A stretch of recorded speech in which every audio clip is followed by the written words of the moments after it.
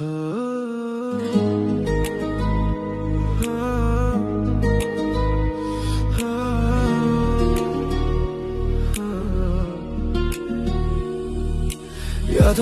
o akşamlar, gözlerime bakıp dedin həmişə varam.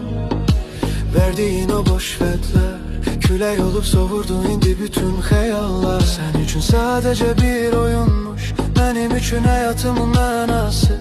İndi anladım çox gecimiş, bu sevginin yox imiş vəfası. Getdin ne çarxana baxmadan, məni bu dərdimlə tək qoydun aman.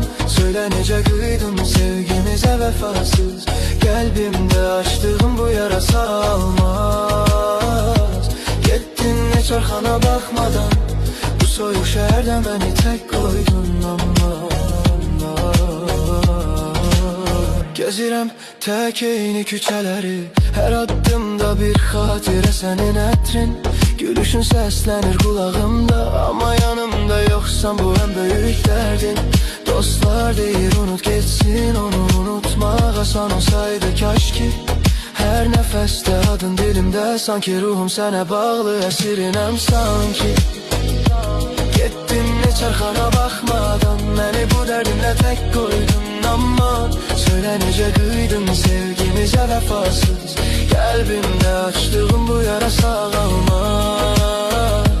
Getdin ne çarxana baxmadan, bu soyuq şəhərdə məni tək qoydun aman. Bəlkə də günah məndəydi, səni kör-körənə sevdim deyə. O yalan dolu gözlərinə bir ömür bağladım, söylə niyə?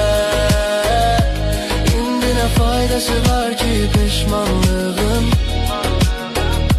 yoxluğunla barışmaqdan başqa nəyim qalıb? Vəfasız, qəlbimdə yaran sağalmaz. Vəfasız, bu şəhər sənsiz dar gəlir.